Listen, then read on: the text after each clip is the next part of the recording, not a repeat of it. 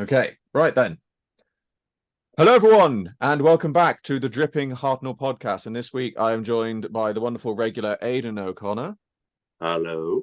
And this week, we have our extra guest, Mr. Connor J. Sumner. Hello. So we have just been watching The Timeless Children. This was my choice. I'm not sorry. So first of all, let's address the elephant in the room. And we're going to say, Timeless Child. Are you yay or nay? Now I am yay to the point where I've written a short statement at my work because I wanted to try and get it all into it. So the reasons I am yay. Contrary to popular belief, the idea of incarnations before the first Doctor is nothing new. In the 1976 story, The Brain of Morbius was most notable for introducing the idea of pre-Hartnell incarnations, with several faces seemingly coming before the first Doctor appearing, later confirmed in The Timeless Children itself. Who these faces was often debated, but the episode implied them to be the Doctor. Through its dialogue and during production, it was alleged/intended by members of the production and that believed that they were the Doctor. Since the story's production, many expanded media stories have also implied them to be the Doctor, and other media, such as the 1993 novelization of Power of the Daleks, containing elements from the original rehearsal script, which stated that this is not the first time that the Doctor has regenerated, the 1996 novel Cold Fusion, and the 1997 novel Lungbarrow even further expanded the idea of incarnations before the Doctor, and the latter even positing the idea that one or more of these incarnations may have been instrumental in forming Time Lord society. The latter novel is also notably based on unfinished ideas of the unfinished Cartmel master plan, which would have likely been realized had the classic series continued. However, hints and implications are still present in the classic series' final season, implying that the Doctor was present during events he was seemingly born after. Whilst this will still likely be a debated point for many years to come, and a definitive answer will never likely be reached, the idea that the events of The Timeless Children was solely responsible for, quote, changing, unquote, the Doctor's backstory isn't really true, as in the show's 60-year history, this has been a point that has been discussed for 40 of those years. So that's, like I said, I'm very much in the camp of I'm pro The Timeless Child. I don't necessarily agree with all the decisions that were made for it, but I think as an idea, it works. So, Aidan, are you yay or are you nay? I'm in a sort of midpoint because I'm similar to what you're saying, Jimmy. I'm very much for like this idea because the idea of like expanding the idea of, I guess, canon, if we're going to call it that. I'd say canon while doing the finger thing of, you know, canon, quote unquote. Yeah. But yeah, it's like, because I look like, let's all look at it. Let's all admit something, lads. We all make fan Doctor Who content, like, and it's like that we do. If anything, this story does kind of say Venture Doctor coming soon. Venture Doctor coming soon. Venture Doctor coming soon. There's the plug. Subscribe to Dwem. Subscribe to Dwem. Subscribe to Dwem. Yeah. Anyway, but yeah, like, you know, this episode, they're kind of saying that, like, yeah, you know, like a lot of expanded stuff, even, you know, they're not outwardly saying it, but I'm kind of thinking even fan stuff. It's like some of that stuff, yeah, that can, you know, it's anything can happen, really. You know, it's allowing for more versatility and more ability to tell, you know, for even fan, you know, more, as obviously TV, big finish, whoever, you know, but even fans to tell more stories and really tell, you know, expand on the lore, because I mean, it doesn't have to be just, you know, one. It doesn't have to be just like a certain thing. Like, because I mean, I look at other shows, and other shows expand out so much. I mean, Marvel right now are going into that whole multiverse thing, like they're like bringing in different characters from different timelines, and it's like, Doctor, you got to be more outward. You got to allow more, go in. I've never, like, weirdly enough, the sci-fi show is out of every other show on TV is the one that hasn't gone really into the multiverse topic as of yet, and I really would love to see that. And I think the only nay I can put on the story is just some of the execution. It's just it was a thing of like, I really like. I say this. I like the Cybermen. The Cybermen are a good thing. I guess that's something we'll go into in a minute. Like, obviously, but I on the topic of the timeless child. Look, I look back at some of the Hartnell stuff, and yeah, as Jimmy said there, like, in terms of the power of the Daleks, script thing. There's so many different things they were doing back in the 60s that basically just even in the 70s to 80s that contradicted what the other person said. So they're gonna repeat that in the modern day anyway. So who cares anymore? Connor, timeless child, yay or nay? I sort of flipped for a while in the interim between then and now. I was initially yay. Then I was nay for a bit, but now I'm very much yay. My main reason for it being that if you're taking on the responsibility of being the new showrunner for a show that has existed since 1963, over that time, because it was, I'm bad at maths, but it will have been 57 years. When it aired, around 57 years. After that time, the show's going to develop some, like, you can do whatever you want with the show, but it's going to have fundamentals. And if they exist for that long and they build up more and more and more, and you're at a point where you're the showrunner 57 years later, you're kind of painted into a corner where you can't, if you follow those rules, you can't do much fresh stuff. So the only thing to do in that situation is to just bust through the floor, and here's a new thing. And like, I said this while we were watching it. I'm very much in the camp of people that when it was first revealed, I was like, okay, now what? Yeah. Now what happens? What do you do next? Where do you go from here? And that's the only that's one of the only negatives that I take from it, in that I wish there was more done with it. But hey, other than that, I think it's a cool idea. And it's, like you said, it's a thing that it's not new. It's a thing that's been alluded to before. And I mean, it's not like the most radical change we've ever had to the canon. I mean, there was, of course, this isn't specific to the actual show, but it's saying like the Peter Cushing movies. At that point, Doctor Who was a human scientist who invented the TARDIS. Yes. Whereas in the show, that's not the case. Like, it's like, is this really the hill you want to die on? That this is bad, and Chibnall has ruined the show. Well, it's kind of like you could turn around and go, well, it's like, okay, well, Russell's ruined it because he completely rewrote and retconned Richard E. Grant's Schalke Doctor, which is clearly the true name. Nobody cares. Nobody really cares, and it's also, you don't need to. It doesn't matter. You could still probably crowbar that in there somewhere if you wanted to. And I mean, tons of people love the TV movie, despite the fact that there's multiple mentions of the Doctor being half human. Yeah. I mean, like if anything, right? I'll say this. I kind of like that, and like I'm half and half on that topic, like up to half human, because I'm like, guys, no offense, having having your main character be half human, which relates back to his relationship with Earth. That would have been something. Like, at least we would have explored a different area. Like, I will say, I am, as like a lot of people who know me will know, I am very outspoken about my love for Paul McGann's Eighth Doctor. I know how George Guy drove me, But I love him, and equally, I am in love with his audition tape. I love it. It's great, and I've watched it God knows how many times, and I would have loved to see that series pan out because it sounds so cool.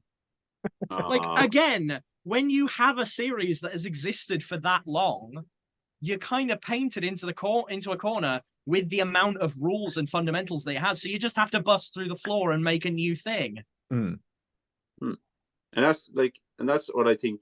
I mean, I know we're obviously talking about Timeless Children, but like right now, I know people are like, some people are going to listen to this and go, fuck you, Aidan. Why you saying you're talking rubbish? I fully want a full, not a full reboot, but enough of a reboot with Shooty and Millie that it just feels fresh again. Because I'm like, I know people outside of everything, like, where just the general audience who are getting interested in Doctor Who again because of the 60th. And because of Shooty, because they all watch Sex Education, and I'm just like, please, God, Ross, just make it to seem like you don't need to know all this lore. This is a good jumping on point for a new audience. No, as fans of the show, we are naturally going to be very excited for everything that's going to come from the 60th anniversary. Yeah. It looks fantastic, but fundamentally, it's terrible for new fans. Because they've got a returning Doctor, a returning companion, and a villain that hasn't been on screen since 1966. I get the feeling that the 60th is very much the 60th is going to be a love letter to the. This is Russell's way of saying, right, I'm going to start something new. So here's something for all of you old fans first. This now on, this is going to be for the new fans. I think it's going to work very well. Yeah. Much like Series 10, I think Series 14 has to be a good jumping on point for new fans. Because, I mean, that's the whole reason why Series 10 Episode 1 is called The Pilot. Because that was the double meaning there, that Stephen wanted it to be a good jumping on point for the new fans. So, sorry, carry on. Oh, no, yeah, because, I'll agree with you there, Sumner. Like, the pilot, was...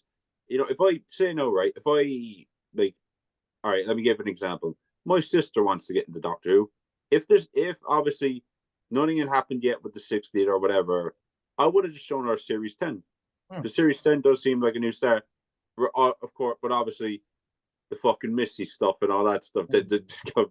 Anyway, but yeah, well, I digress. Jimmy, I'll let you continue. No, all I was going to say was onto the Timeless Children, which before we get completely distracted with So obviously this is we said this at the start, this is part 2 after Ascension to Cyberman, but obviously you could debate that Haunting of Villa Diodati is part 1 of a 3-parter, but either way, Timeless Children as an overall episode, I personally liked it. It's a good solid narrative. You've got it sort of well set between.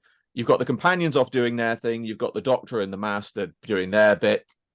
And I think it works well because I don't think you could have had all of them together for that happened. You need the Doctor and the Master to be on their own doing the whole Matrix thing and everything like that. But it's I actually feel like even though it's a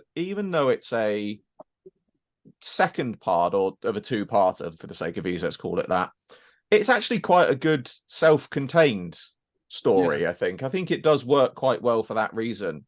You don't necessarily need a lot of info, and I think just rewatching it was the first sort of maybe a sort of second or third time I've really seen it since it was on. Again, I didn't feel like I was missing out on a lot having not pre-watched Ascension to Cybermen before it. Yeah, and lads, I think I've discovered what the problem is, right? I looked at the date this came out. This came out on the 3rd of March, 2020, when we were all very much in a lockdown. Yeah, I don't want to bring up any PTSD for anyone from that time. For any fan, also, we do issue a warning if anybody, because just basically during that time we were all inside.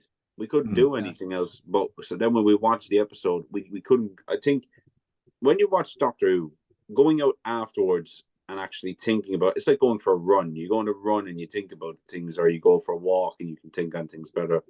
You might have a bit, I feel like the reaction is because everyone was inside, everybody watched it. They just, they didn't have anywhere to go, like to go out and talk to friends, or actually, I think people were just there with themselves and didn't know what. I don't know, because I think I watched it and went, why the fuck did this get as much hate as it did? Like it's not that bad.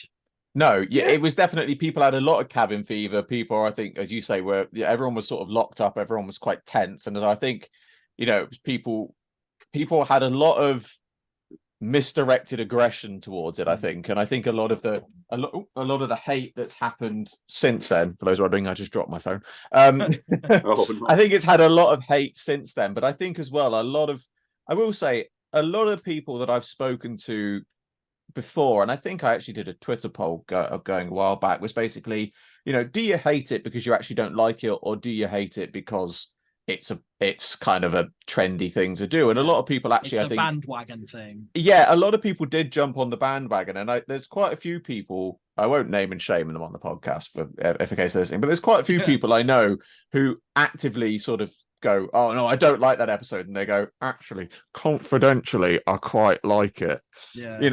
I think it is one of those episodes that just does get a lot. It's hated. It's a lot less hated than it's made out to be, which I think is it's a great thing, because I think rewatching it, you really do sort of you really do begin to appreciate a lot of what it is. I mean, again, rewatching it, we commented several times about just the set design for this was phenomenal.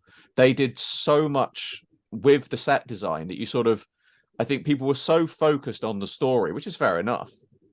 But I think as a rewatch, even if you're not hugely into the story, I would say just rewatch it for some of the set stuff, because they put so much work into it.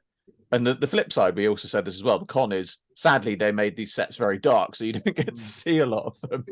But what you do get to see, they put so much work into them. And it's not only real... the sets, the costumes as well. Oh, yes, of course. When we talk about the warrior Cybermen, for example. And the Master. Brilliant. And the Master. Yeah. And the Cybermasters. Exactly. Oh, yeah. Honestly, right? I won't lie. Seeing the Cybermen pimped out in full-on robe gear was kind of like... That was brilliant. Damn, these guys go off. I will say, I do prefer the Cybermasters in Power of the Doctor. I think they are a little bit better. Yeah. But I do definitely still like the Timeless Children ones. I think that the Timeless Children ones, I think if I liked anything specifically about the Timeless Children ones, I liked their faces. I liked that they had the grills and things like that around the mouths and the eyes. But I think overall, the Power of the Doctor versions with all the Gallifreyan symbols up their arms and things like that just really was a lot more evocative. If I remember rightly, they were a bit darker, and they also had more sort of like medievalish pauldrons rather than the spiky shoulders. They were ever so slightly redesigned. They had rather than robes, I think they had like short capes, if I remember rightly. Capes, and then obviously you had the different colours of their headdresses denoting the different variants of them, because you had a leader, you had a sort of sub leader, and you had the standard ones. But I think it's, again, they really did put a lot of work into this, and of course Ashad as a concept and as a design was just beautiful, phenomenal. So it was such a simple idea that I don't think, obviously we've had Cybermen who are obviously good. You had Croton in the comics, and I think you had Lytton, who was sort of partially converted, but I don't think we've ever, other than Lisa in Cyberwoman, I don't think we've ever really seen a properly sort of half converted Cyberman like that.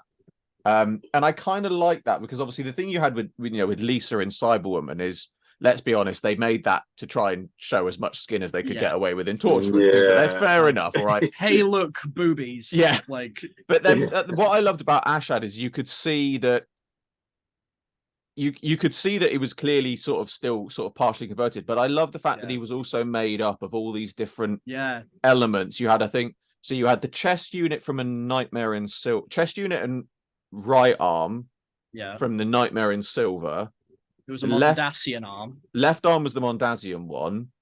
I think the legs are from a Cybus one, but I think in Haunting of Villa Diodati, he's actually got different legs in that one. I'm not sure which ones they're from, but I think he did get a leg upgrade.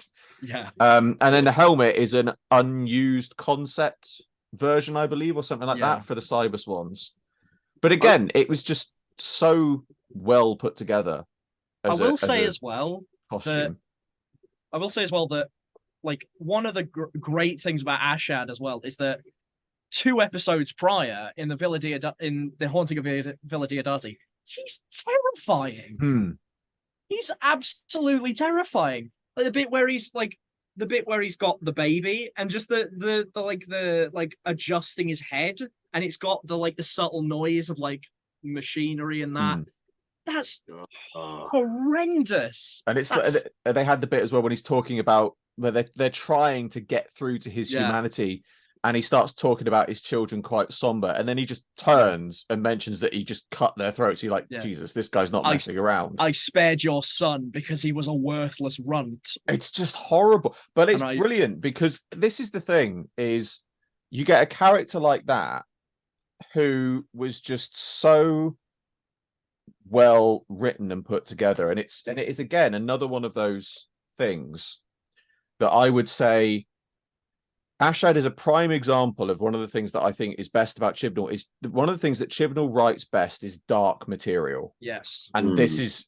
The man wrote Broadchurch, for God's sake. Exactly. Yeah. You look at he Torchwood, Broadchurch. He's done. I think he's done episodes of Law and Order and things like that. I know he did a couple. He wrote easily one of the best episodes of Torchwood, which is of course Countryside. Yes, I know he did. He did the darkest. He did a couple of episodes of Life on Mars, I think, as well, which were both quite dark. But again, he really does write it well, and I think it works really well for the Timeless Children, because I think you needed to have with the Doctor off in the Matrix with the Master, you needed to have something that could easily threaten the companions, but something that they could deal with without the Doctor being there. Yeah. I think I was gonna say that I feel like Ashad achieves the whole partially converted Cyberman thing better than Lisa, but I think they also have different things going for them. Yes. Because Lisa has the whole thing where she's like she can like there's bits where she essentially is like turning her emotions on and off. Mm-hmm. Yeah. But the thing was with Ashad is that they're just always evil.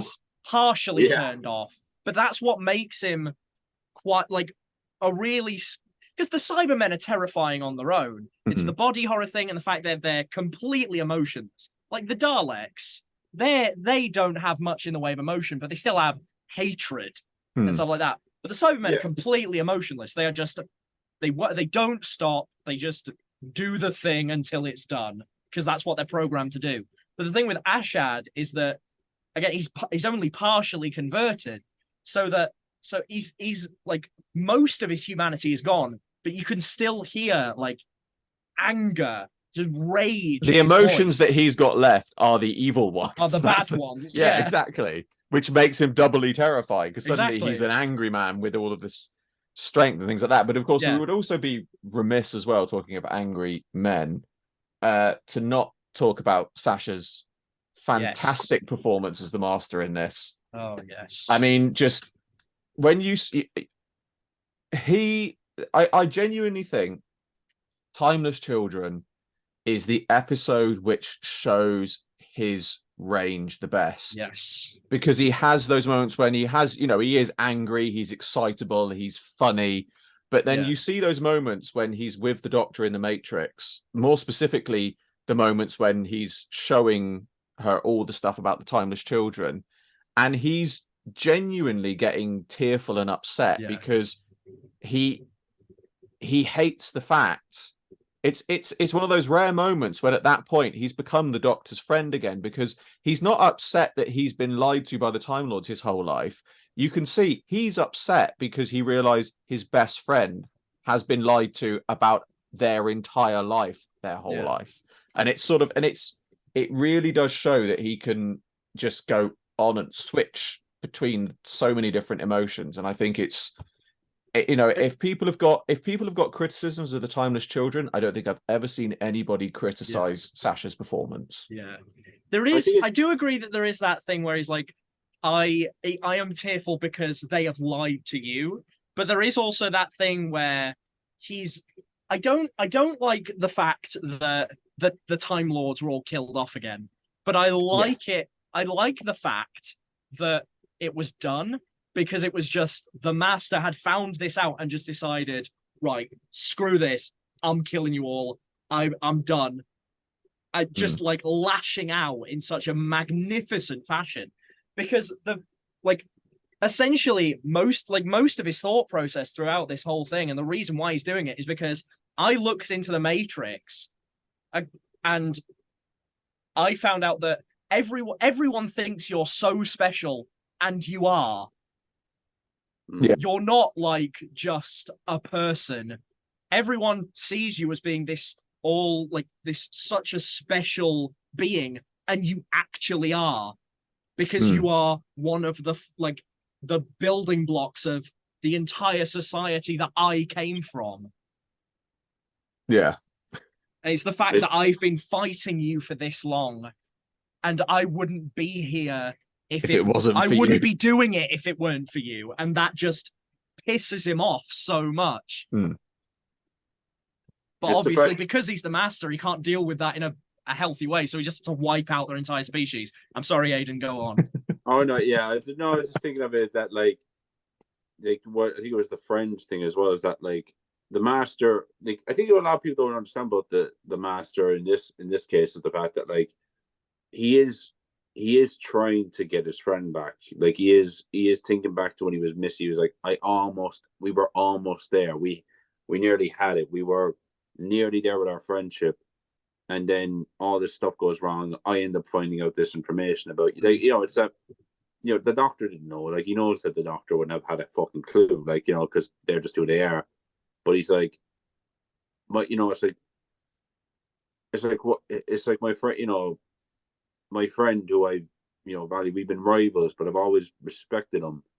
They've just, I just hate the fact they always try and do good, which, the Master always causes chaos. It's sort of a thing, Funny enough, I need to still watch Master or listen to Master, that audio story, because great piece of Big Finish, to be honest, from what I heard. But it really goes into how the Doctor could have gone down a really different path in life, could have been a really different person, but they just do good, and the Master does. I think somewhere in his mind he's like, they do, they are doing good, which I don't foresee for myself, but it's like the fact that they do all this good, and the Time Lords still screw them over, and have screwed them over for all of their lives, and just they've never given him a break.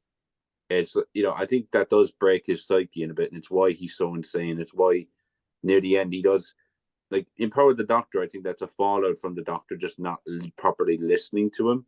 Like he wants to get him to join, listen to him. It's like, look, follow me in this, trust me on this. I'm trying to help you, but from the Doctor's perspective, it's sort of a very manic way of doing it. Yeah. It's sort of, if anyone, like, I think the relationship is sort of similar to how, you guys have listened to Overton audios, I imagine, right? Like, Yes. Well, yeah. So, if you haven't, you should. Yeah. Plugging Overton audios right now. But like the relationship between the Cravat Doctor played by Connor Chadwick and the Harper Master played by John and Harper, I think that relationship is very similar in the fact of, the Master is trying to get through to the Doctor, trying to help him, make him understand, and it's like the Doctor just doesn't, and they keep just going in this cycle, and that's where obviously where Jodie and the 13 and the Master end up in Power of the Doctor, that he just fucking loses it then.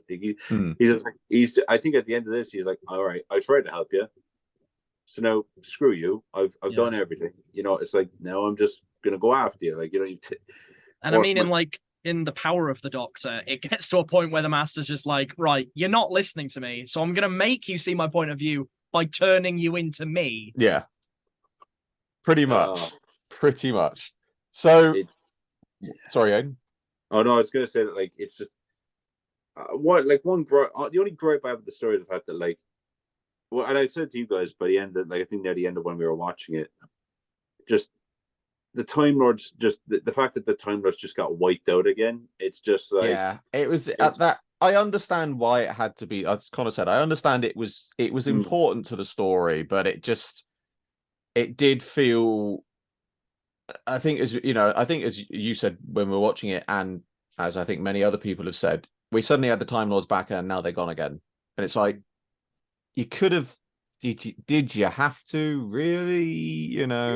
It's like, we just, we had Day of the Doctor where it was a really hopeful thing about, Gallifrey is still out there and whatever. And I know 12 does go back there and whatever, but we don't see too much of it that we're like. But we know it's there. Yeah. Yeah. Like I'm a real, I honest to God, right? And this is what I want. I would love to see more of the Doctor doing Gallifrey, just going down to the people on the ground, not in the fucking capital, actually in the towns and places. Like when 12 did that with the, people near the house. I love that because it was like, yeah, he's with his people. He doesn't, he doesn't want to be one of these fucking big wigs in the capital. He wants to be with the people on Gallifrey who, I don't know whether you call them Time Lords or whatever. Just Gallifreyans. It's like, I love that kind of thing where it's, I don't know. This is my way of just saying, can Gallifrey please stop doing the big, like going to the fucking capital all the time? Can we just go? Can we see more of Gallifrey? I can't remember who it was that said this, but it was like either a section in a video or a whole video sort of going into what's going on with, like, what's Gallifrey actually like? Because it's made out the colors and that. Oh, sorry, hang on. Right. While we wait for Sumner. Yes. Well then, let's find it back. Let's find it back. Like the colors and everything make it out to be this like really hot climate.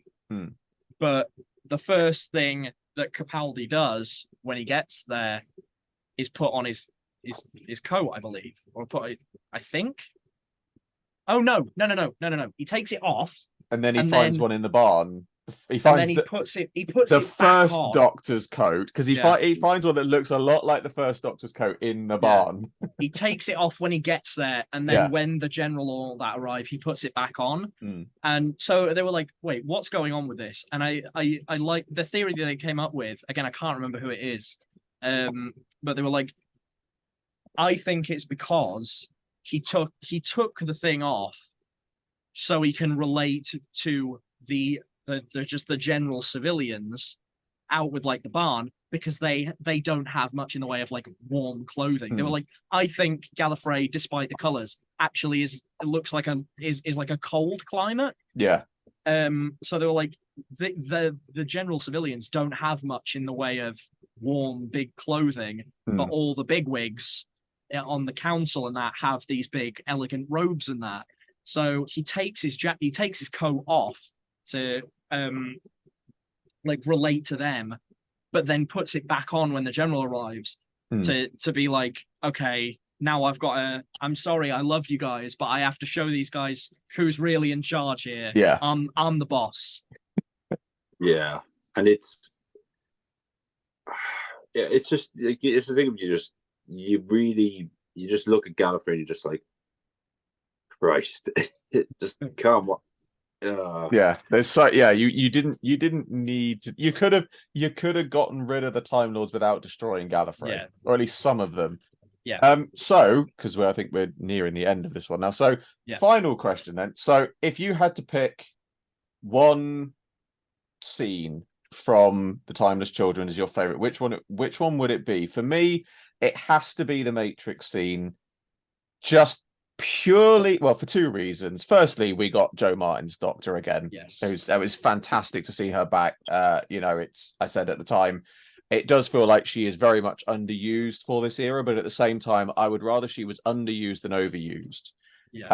But the Matrix scene, it is just purely because Chibnall finally had the gall to do what people have skirted around for years, and he said, no, those faces in the brain of Morbius, they are the Doctor. They are the Doctor. I screamed at the screen when that happened. I was so happy. So that is always my favorite scene in this episode. You could just imagine you're screaming with glee, and then someone else scream with terror. And then what have you done, Chibnall? I hate you. And then Tom Baker and Philip Hinchcliffe. I resigned from the internet. Hey. Send. I could just imagine like Philip Hinchcliffe, wherever he was watching that and just went, "Hey, look, it's me! Hey, it's me!" Graham Harper as well. Just like, hang on. all of them, like if there's if someone was still around, they're just literally watching, going, "Ah, nice one." So, Aidan, favorite scene? Pick one now. Yeah, right now. Go. Gonna have to be the Matrix scene, just because I won't lie, Joe Martin is just anyone can say otherwise. Joe Martin is the Doctor. Yes. Wonderful. She knew the assignment from day one. There was literally, you could tell that she took it. She could have taken inspiration from lots of places, but she did it. She did her own thing, and it's just immediate. There was never any doubt. Whenever you see her on screen, you see her presence, you just think, yep, that is the Doctor. And I mean, it makes sense that she doesn't take inspiration from any other Doctors, because why would she? Because timeline-wise, she's before them all. Yes. So definitely. Favorite scene, Connor? I would say the Matrix scene, but we are unanimous. I would say it, but I have to go with just the scene between, like, after the Matrix scene between Jodie and Sasha, because those exchanges between them are beautiful. Yes. One with the whole speech where she's like, "You think you've defeated me by showing me who I am," or whatever. But then also the one with the death particle, and the Master's like, "Do it, come on, do it. Look at how far I have made you go. I have won. I have broken you down to this level." But then of course she doesn't go through with it, and she shows him, "Nah, I can't. I would never be you. Essentially, I can't be you." Yeah. I would say what a cliffhanger it would be to end that episode on if the Doctor had actually stayed there and just pulled that holding the button over the button. That would have been a good one. That would have been a good one. So, does anyone have anything else to add for the Timeless Children? No. As much as we've covered many other topics, I think we've covered it quite clearly. Yes. Just about the episode before, just because they are. Of course. Here it comes. As an Irishman. Okay, and we are going to go now. No, carry on. Yeah. As an Irishman, I won't lie. The depiction of Ireland was a bit sketch. And I would, if I showed that to my granddad, he probably would tell me, "What the hell was that?" And I would probably tell him, "I couldn't tell you for the life of me." But anyway, the thing, I won't lie, a lot of Irish Doctor Who fans really want to see something with Ireland happen at one point in the show. This was probably not the thing. Not what they were expecting. Yeah, we kind of were like, we like the joke about Gallifrey, but we would like to see Ireland in an episode at one point, because Shooty, please shoot! Come on, Shooty. We know you can do it. Come on, Shooty. Come on, Shooty. A Scottish man. Yeah. Do something with Ireland. Do something in Ireland. Hey, look! Us and the Scots are like cousins. The hell with the English. It's Ireland and Scotland. In their hatred of the English. Scotland.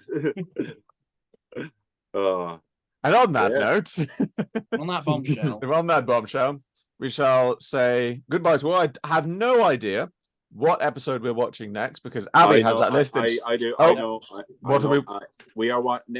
Next episode we will be watching the next few parts of Snake Dance. I did know this, and I forgot. See, this is why I'm here. This is why. I'm glad somebody knows. So yes, join us in our next one for parts 3 and 4 of Snake Dance. But for now, we shall enter the Matrix and say goodbye. So speak to you all soon. See you all. Speak to you all soon. I will speak to you specifically, listening right now. Yes, I am going David, to speak you to sat there in your chair listening to this podcast. We're going to come and speak to you soon. Yes. I really hope that worked on someone called David. Brown-haired bitch. Bye-bye, all. Bye, Bye-bye. Bye-bye.